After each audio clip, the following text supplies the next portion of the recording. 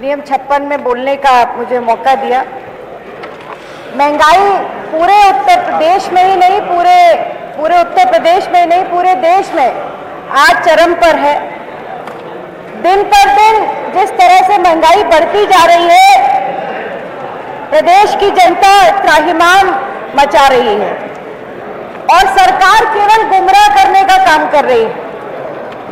एक तरफ जनता महंगाई की मार झेल रही है, आम आदमी अपना गुजारा करने के लिए मुश्किल में है, तो दूसरी तरफ सरकार लाखों करोड़ों के निवेश के खोखले दावे करती है। हर घर में रोजगार के झूठे वादे की बात करके सरकार लगातार छलावा कर रही है। माननीय अधिष्ठाता महोदय, गरीब आदमी जो पहले जैसे तैसे अपने परिवार का भरण पोषण कर रहा था, अब उसके सामने 2 वक्त की रोटी भी क्या इंतजाम करना अब दूर की बात हो गई। एक समय का भी भोजन वो अपने परिवार को नहीं उपलब्ध करा पा रहा है। खाने पीने की सरकार की सबसे बड़ी नियत इसी से समझ में आती कि आज खाने पीने की चीजों में महंगाई दर 6.71% तक पहुंच गया है। सब्जियां जो पौष्टिकता का सबसे मूल स्रोत होता है, आज दुगने और चौगने दामों में मध्यम वर्ग और गरीब आदमी खरीदने में मजबूर हो गया।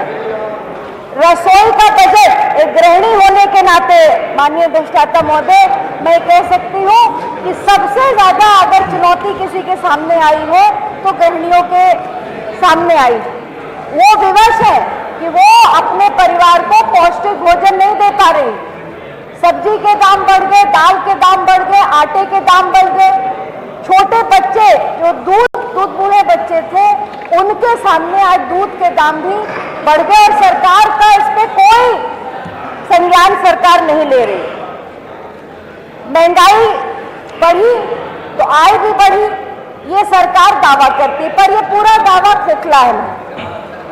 अगर प्रदेश की औसत आय की बात हम करें प्रतिवर्ष तो 75,000 रुपए, इसके हिसाब से लगभग 6,000 रुपए उसकी मासिक आय है।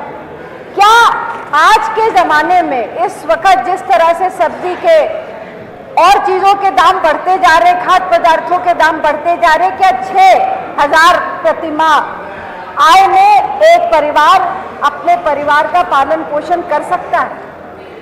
मैं पूछना चाहती हूँ कि 2014 के पहले गैस सिलेंडर जो 410 रुपए में मिलता था, वो आज 950 रुपए में मिल रहा है। तो क्या कोई गरीब आदमी, एक गरीब परिवार, एक गृहिणी उस सिलेंडर को खरीद सकती है, ला सकती है? और अगर लाती भी है तो वो कहीं ना कहीं से एक अपनी बचत के पैसे इसको निकाल करके लाती।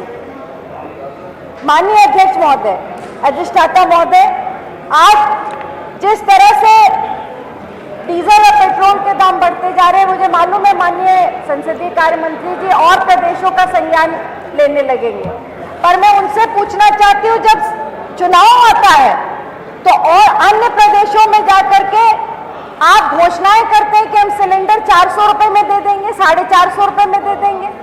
अभी राजस्थान के चुनाव में बड़े बड़े भाजपा के नेताओं ने कहा कि 450 रुपए में हम सिलेंडर दे देंगे। तो अगर आप राजस्थान में वादा कर सकते हैं तो उत्तर प्रदेश में तो डबल इंजन की सरकार है, यहाँ तो आपकी सरकार है, यहाँ पे आप 450 रुपए में सिलेंडर क्यों नहीं दे पा रहे हैं? किसी तरह से तो गरीबी, कहीं तो आप गरीबी को कम करिए। आज जिस तरह से लगातार सरकार आंकड़ों की अगर बात करती है तो 2017 से 18 में उत्तर प्रदेश के प्रति व्यक्ति आय 57,944 रुपए की थी, उसके अनुसार अब अनुसार 75,000 हो गई। से आय में 30% की वृद्धि हुई, तो गैस के सिलेंडर के दामों में 100% से ज्यादा की वृद्धि क्यों हुई? क्यों नहीं सरकार उस पर नियंत्रण कर रही है? किसान को आप दूसरे प्रदेश में जाकर के, आपकी जहां सरकार है या आप जहां पे चुनाव लड़ रहे वहां पे आप 2700 एमएसपी की बात करते हैं, तो उत्तर प्रदेश में क्यों किसानों को 2100 एमएसपी मिल रहा है? क्यों नहीं उसको बढ़ा करके आप दे रहे, ताकि किसान का जो हमारा कृषि आधारित प्रदेश है, यहां पर उसकी आय अगर बढ़ेगी तो पूरे प्रदेश की व्यवस्था बढ़ेगी। माननीय अधिष्ठाता महोदय, जिस तरह से पूरे प्रदेश में आज महंगाई की आग लगी हुई है, किसान परेशान है, महिलाएं परेशान है, मध्यम वर्ग भी परेशान है, हर व्यक्ति इस महंगाई से परेशान है। तो मैं आपसे अनुरोध करूंगी अधिष्ठाता महोदय कि ये गंभीर विषय है, सरकार इस पर नियंत्रण करने के लिए क्या उपाय करेगी, इसके लिए इस विषय पे चर्चा होना इस सदन में आवश्यक है। मैं आपसे अनुरोध करती हूँ अधिष्ठाता महोदय, इसका संज्ञान लें और इस पर इस मामले पर चर्चा कराने की अनुमति प्रदान करें। माननीय संसदीय